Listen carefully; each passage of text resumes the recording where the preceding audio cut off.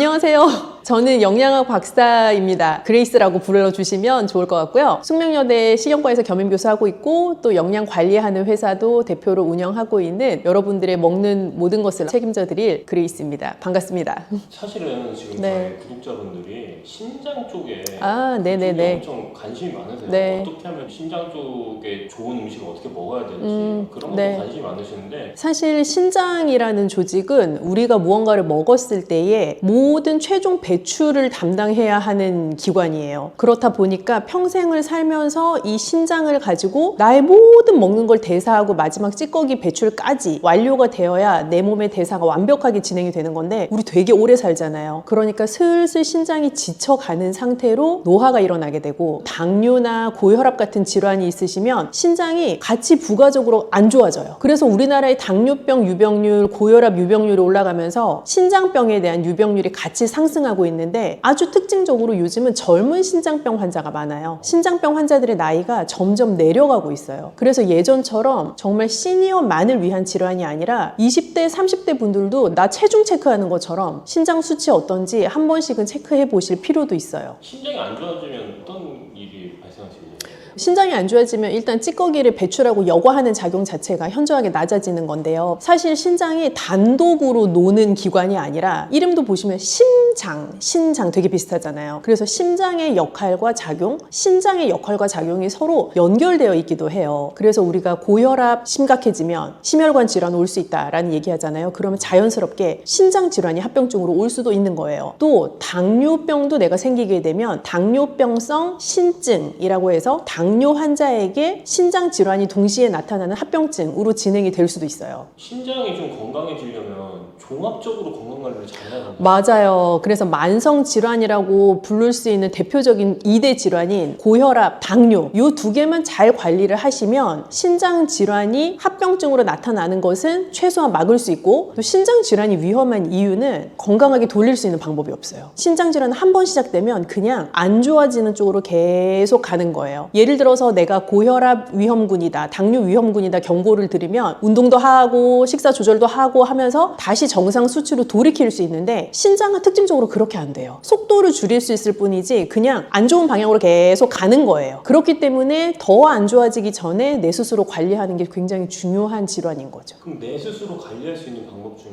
어떤 종류가 있는지 설명해 줄 수 있을까요? 사실은 거의 유일하고도 아주 중요한 게 식사 관리인데요. 먹는 것을 관리하는 것은 아주 중요해요. 그래서 특히 뭐가 중요하냐면 소금 섭취. 그러니까 고혈압 환자랑 같아요. 나 저염식 먹는 거 그리고 평생 지속할 수 있는 저염식 하는 거 굉장히 중요하고요. 두 번째는 단백질. 요즘 보통 머슬업 할 거야 그 단백질 엄청 많이 드시고 50대, 60대 되신 분들도 단백질 챙겨 먹어야 근 감소증 안 온다 하면서 많이 챙겨 드시잖아요. 그런데 신장이 안 좋아지기 시작하면 단백질이라는 영양소는 굉장히 신장에 무리가 가는 영양소가 돼요. 그래서 적정량만큼의 단백질을 챙겨 드시는 게 굉장히 중요하고 또 다음 세 번째는 인과 칼륨이라고 하는 우리 몸에서 정상적인 대사에 꼭 필요한 미량 영양소이지만 신장에는 무리가 될 수 있는 미량 영양소 그걸 잘 적정한 양만큼 섭취하는 게 중요해요. 근데 신장병 환자들에게 제가 적정량이라는 단어를 쓰는 게 참 죄송한데 대체 적정량이 뭐냐라고 많이 물어보시거든요. 단백질의 적정량은 쉽게 탁구공 크기 생각하시면 될 것 같아요. 탁구공을 생각하시면 딱 그냥 그 정도 양만큼 내가 한 번 먹을 때 먹는다라고 생각하시면 대부분 한국인 성인한테서는 적정한 양에 해당할 수 있어요. 칼륨이나 이런 걸 조심해야 된다고 말씀하셨는데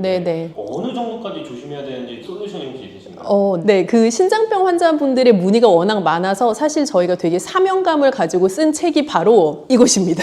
이게 뭔가요? 콩팥병을 이기는 매일 밥상이라는 책인데 사실 콩팥이라는 게 우리 신장을 부르는 순우리말 이름이거든요. 그래서 콩팥병을 이기는 매일 밥상 보시면 사실은 이 콩팥병이라는 게 제가 이긴다라는 표현을 썼지만 엄밀히는 장기적으로 관리를 하면서 나랑 평생 같이 가는 상태예요. 저는 심지어 질환이라고도 딱히 부르고 싶진 않아요. 콩팥병의 상태를 잘 관리하면서 갈 수 있는 방법을 이 책에서 여러 가지 조언을 드리고 있는데요. 콩팥병을 진단을 받으시면 생각하시게 되면 저는 꼭 기억하셔야 될 가장 중요한 게 여태까지 내가 알고 있었던 내 몸에 좋다고 생각했던 것이 나에게 이제 더 이상 좋지 않을 수도 있다라는 생각을 하셔야 돼요. 왜냐하면 단백질 여태까지 되게 중요하다고 생각하셨죠? 견과류 맨날 좋다고 몸에 챙겨 드셨죠? 흰밥보다 잡곡밥 더 좋다고 생각하고 챙겨 드셨죠? 빵도 뭐 심지어 흰빵보다 잡곡이 들어간 빵이 좋다고 생각하고 드셨을 텐데 등등 이러한 것들이 콩팥병 환자에게는 반대로 적용하셔야 돼요. 단백질도 소량씩 잘 나누어서 적정량 드셔야 되고 견과류 인칼륨이 많아서 그렇게 안 챙겨 드셔도 되고요. 잡곡밥도 칼륨이 많아요. 그래서 흰밥이 낫고요. 빵을 선택하실 때도 잡곡빵보다 오히려 흰빵이 나을 수 있어요. 그리고 채소류도요. 너무 많이 먹으시면 애매해요. 애매하다 함은 우리 나물 몸에 좋다고 막 열심히 많이 드시잖아요. 신장병 환자는 나물 많이 드시면 칼륨 함량이 너무 높아서 오히려 신장에 무리가 갈 수 있어요. 그렇게 내가 여태까지 알던 건강한 식생활에 대한 상식을 한번 뒤집어야 되는 이벤트가 바로 신장병을 진단받는 그 순간입니다. 사실은 물에 빠진 고기는 고기로 취급 안 한다는 분들 많으시지만 신장병 진단 받으시면 구워 먹거나 볶아 먹거나 이런 조리법보다 사실 물에 빠진 게 훨씬 좋아요. 고기도 물에 삶아 드시는 게 좋고요. 그럼 뭐 우리나라식으로 치면 보쌈이나 수육이나 그런 메뉴들이 이제 해당할 수 있겠죠. 그래서 기름기가 없는 부위를 선택하셔서 잘 삶아서 드시는 조리법이 좋고 채소도요. 볶아가지고 먹고 하는 것보다 물에 좀 데쳐서 담가 놓았다. 그랬다가 한번 살짝 저염으로 묻혀서 드시는 그게 물에 담그는 과정에서 칼륨의 수용성이기 때문에 많이 용해돼서 나가거든요. 그래서 그렇게 드시는 게 좋아요. 그러면은 양념 같은 것도 좀 조심해야 되겠어요. 네, 양념은 무조건 저염입니다. 저염이라고 하면 맛없겠다 그런 생각 많이 하시고 사실 맛없어요. 그렇게 저염으로 드시면. 그런데 이 맛을 어떻게 살릴 수 있느냐가 사실 핵심이고 기술이잖아요. 저염이라고 하면 우리가 많이 쓰는 소금, 간장, 된장, 고추장 이런 무슨 장으로 끝나는 거 많이 안 쓰는 게 저염인데 그럼 뭐 딴 거를 써야 맛있을 거잖아요. 그래서 권장할 수 있는 게 좋은 식초, 레몬즙, 좋은 카레가루, 염분이 낮지만 나의 입맛에 또 다른 킥을 줄 수 있는 양념을 쓰시면 좀 맛있게 식사를 하시면서도 또 동시에 저염으로 즐길 수 있는 방법이 돼요. 좋은 식초가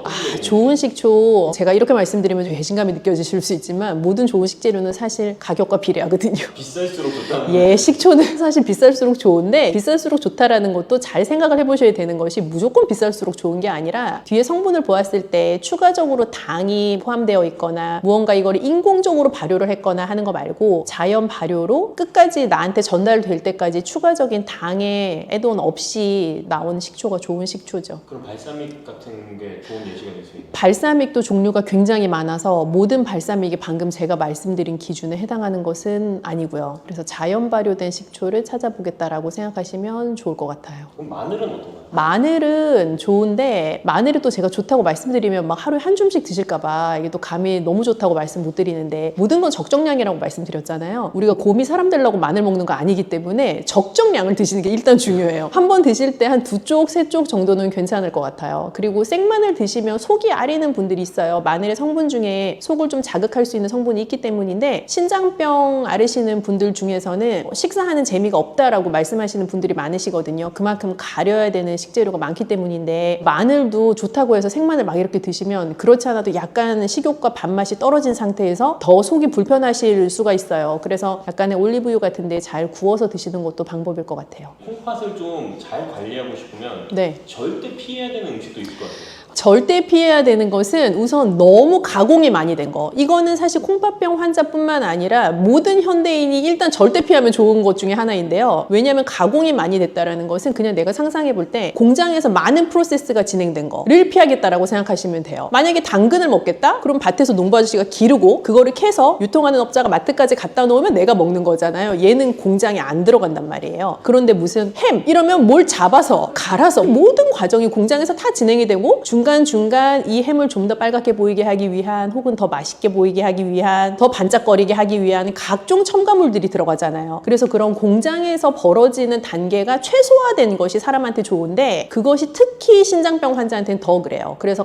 가공식품이나 초가공식품은 우선 피해 주시면 좋을 것 같아요. 고칼륨 식품은 슬프지만 녹색 잎채소는 고칼륨 식품입니다. 그래서 나물을 만들어 먹을 수 있는 모든 채소는 우선 고칼륨이라고 생각을 해주시면 좋을 것 같아요. 돼요. 그래서 고칼륨 채소이지만 사실 내 몸에 필요하고 먹어야 되잖아요. 그렇기 때문에 저희가 권장드리는 방법은 채소를 사서 찬물에 1시간 정도 이렇게 담궈 놓고 그러면 이 칼륨이 수용성으로 용해되고 또 다시 한번 나물 조리하듯이 데쳐요. 그러면 끓는 물에서 다시 한번 칼륨이 용해가 돼요. 그 상태에서 저염 양념으로 살짝 묻혀 드시는 것은 고칼륨인 채소를 중칼륨이나 저칼륨으로 바꿀 수 있는 방법이 돼요. 음료는 색깔 짙은 음료는 피한다고 생각하시면 돼요. 예를 들어서 콜라, 이런 색깔이 진하잖아요. 그런 음료들은 인 함량이 높아요. 음료도 공장에서 나오는 제품이잖아요. 공장에서 나오는 제품들은 대부분 인이라는 영양소가 여러 첨가물에 많이 들어가 있기도 하기 때문에 인 함량이 높아요. 그래서 가공식품이 인 함량이 높은 것처럼 공장에서 나오는 다양한 종류의 음료들도 인 함량이 높은 경우가 많은데 특히 색깔이 짙은 탄산음료일수록 그럴 수 있다라고 생각하셔도 거의 무방할 것 같아요. 제로는 대체당을 썼다 뿐이지 똑같습니다. 그래서 제로 음료도 신장병 환자한테는 좋지 않습니다.